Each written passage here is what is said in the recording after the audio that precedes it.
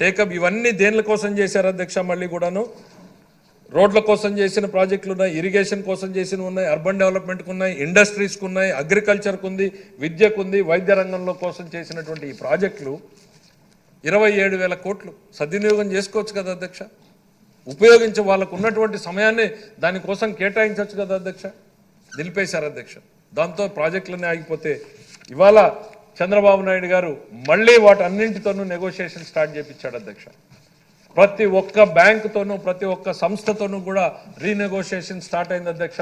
వాళ్ళందరూ కూడా ఇవాళ సానుకూలంగా ఉన్నారు అనేటువంటిది కూడా గర్వంగా చెప్తున్నాం అధ్యక్ష. అగైన్ మళ్ళీ కూడా that is because of only brand Chandrababu అధ్యక్ష.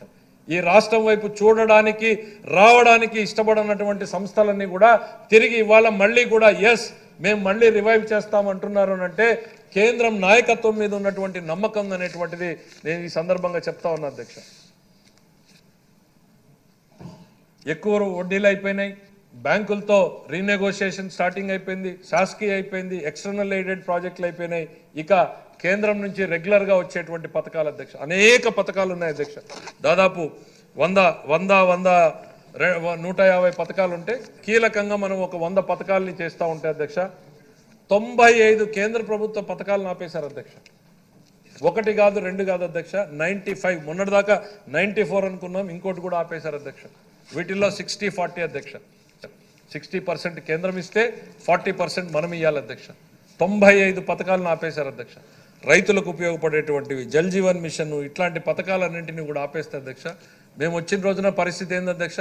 ఈ 95 పథకాల్లోనూ రివైవ్ చేయాలంటే కూడా ఆలోచన చేయలేమేమో అనేటువంటి పరిస్థితుల్లో ముఖ్యమంత్రి గారు కూర్చోబెట్టి చేసిన ఫస్ట్ రివ్యూ దీని మీదే చేశారు అధ్యక్ష.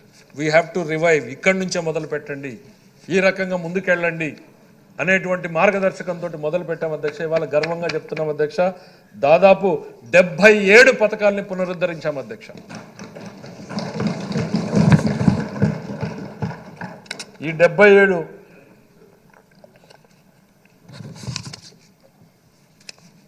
ఇది ఎంత కష్టమైందంటే అధ్యక్ష 60-40 అంటే మేము ఏదో 40% కట్టి రివైవ్ చేయలేదు అధ్యక్ష.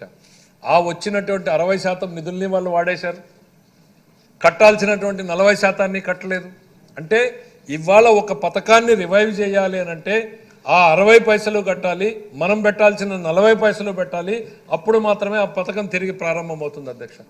అట్లా మొత్తం 77 పథకాల్ని దాదాపు 8,695 కోట్ల రూపాయలని మనం చెల్లించాం అధ్యక్ష. చేసిన తర్వాత ఇప్పుడు 77 పథకాలు రివైవ్ అయిన అధ్యక్ష. ఇంకో 11 ప్రాజెక్టులని ఫైనాన్స్ టీం నెగోషియేట్ చేస్తూ ఉంది అధ్యక్ష, ఏ రకంగా వాటిని రివైవ్ చేయాలి అనేటువంటి ఉద్దేశంతో. ఇది అధ్యక్ష మాకు వాళ్ళకి తేడా. ప్రతి రూపాయిని ఎక్కడ పెట్టాలి, ఎలా పెట్టాలి, ఎక్కడి నుంచి తెచ్చుకోవాలి, ఎంత వడ్డీకి తేవాలి, ఏ రకంగా ముందుకు పోవాలి అనేది గంటలు చర్చలు చేసిన తర్వాత కానీ నిర్ణయాలు తీసుకోలేనటువంటి మేము ఒకవైపు, 1000 కోట్ల ప్రజాధనాన్ని రాళ్ల కోసం, రంగుల కోసం, ప్యాలెస్ల కోసం వినియోగించుకున్నటువంటి ప్రభుత్వం మరోవైపు కళ్ళ ముందు కనపడతా ఉంది అధ్యక్ష. ఇక ఒక్కసారి అధికారం, ఎందుకంటే మొదటి 3 నెలలు అధ్యక్ష చాలా సఫికేటింగ్గా అనిపించింది అధ్యక్ష. ఎందుకనంటే ఒకవైపు బ్యాంకుల నుంచి ఫస్ట్ వీక్లో జరిగినటువంటి సంఘటన కూడా చెప్పాలి అధ్యక్ష. మా ఫైనాన్స్ సెక్రటరీ గారు ఇక్కడే ఉన్నారు బాక్స్లో. ఓ బ్యాంకు ఓ సంస్థ నుంచి ఫోన్ చేసి కరెక్ట్గా శుక్రవారం సాయంత్రం చెప్పారు అధ్యక్ష, మండే నుంచి మీ లోన్ మేము స్టాప్ చేస్తున్నాం, by Monday you have to repay అని చెప్పారు అధ్యక్ష. ఏం చేయాలో తెలియలేదు అధ్యక్ష మొట్టమొదటి వారంలో అధ్యక్ష. దాని తర్వాత ఏం చేయాలని ఎమర్జెన్సీ మీటింగ్ పెట్టుకుని ముఖ్యమంత్రి గారు గైడెన్స్ తీసుకుని వాళ్ళందరినీ ఇన్వాల్వ్ చేసిన తర్వాత కొన్ని చెప్పలేకపోతున్నాం అధ్యక్ష. జరిగినటువంటి సంఘటనల్ని పెట్టిన తర్వాత మళ్ళీ మేము దాన్ని ఎట్లా రోల్ ఓవర్ చేసుకోగలిగాం, ఎట్లా అధిగమించగలం అంటే ఫస్ట్ ఆ 2-3 సంఘటనలు చూసిన తర్వాత గత ప్రభుత్వంలో శుక్రవారం అంటే ఏ కేసు వస్తుందో, ఏ పోలీసు వస్తాడో ఇంటికి, ఏ కేసులు మా మీద పెడతారో అనేటువంటి ఆలోచనలు ఉంటే, ప్రభుత్వంలోకి వచ్చిన తర్వాత శుక్రవారం అంటే ఏ బ్యాంకు నుంచి ఫోన్ వస్తుందో, సోమవారానికి ఏం చెల్లించాలో, సోమవారానికి ఏం రెన్యువల్ నోటీసులు ఉన్నాయి, టేబుల్ కూడా లేదు అధ్యక్ష. ఇప్పుడు మేము ఏర్పాటు చేసుకున్నాం అధ్యక్ష, ఎప్పుడు కమిట్మెంట్లు ఏమున్నాయి, ఎవరి రీపేమెంట్లు ఎప్పుడున్నాయి, ఏం చేయాలి అనేటువంటి మినిమం టేబుల్ కూడా మెయింటైన్ చేయలేనటువంటి పరిస్థితులు అధ్యక్ష. అలాంటి పరిస్థితుల్లో చాలా సఫికేటింగ్ అనిపిస్తే ఇప్పుడు కాస్త కేంద్రం ఇచ్చినటువంటి సపోర్ట్ తోటి, చంద్రబాబు నాయుడు గారి మార్గదర్శకంతో ఊపిరి తీసుకోగలుగుతోంది ఈ రాష్ట్ర ఆర్థిక పరిస్థితి అనేటువంటిది సరిగ్గా చెప్పదలుచుకుంటున్నాను అధ్యక్ష. ఇలాంటి పరిస్థితులు ఉంటే అధ్యక్ష, ఇన్ని కష్టాల్లో కూడా మేము సంపదని సృష్టిస్తూ దానికోసం ప్రణాళికలు రూపొందిస్తూ సంక్షేమానికి అద్భుతమైన కేటాయింపులు చేసుకున్నాం అధ్యక్ష. వాటిని కూడా అరకొర కేటాయింపులు అని చెప్పి బయట కూర్చొని మాట్లాడతారు అధ్యక్ష. వాళ్ళ కేటాయింపులకి మా కేటాయింపులకి తేడా ఎంత ఉన్నాయి అనేటువంటిది కూడా ఈరోజు శాసనసభ్యులు అందరం కూడా గమనించాలి అధ్యక్ష. ఇవాళ ప్రతి నెల కూడా మనం ప్రతి ఇంటింటికి వెళ్ళి పెన్షన్లు పంచుతా ఉన్నాం. అవి గతంలో 200 రూపాయలు ఉంటే ఆ రోజు 2000 రూపాయలు చేసింది చంద్రబాబు నాయుడు గారే. ఇవాళ 2000 రూపాయలని 3000 చేసింది మళ్ళీ ఆయనే. గత పాలకులు 5 ఏళ్లలో 1000 రూపాయలు పెంచడానికి ఇబ్బంది పడ్డారు. ఇదేదో ఈజీగా 4000 చేయడం 4000 చేయడం వాళ్ళు 1000 రూపాయలు పెంచడానికి కష్టపడ్డారు అధ్యక్ష. ఇవాళ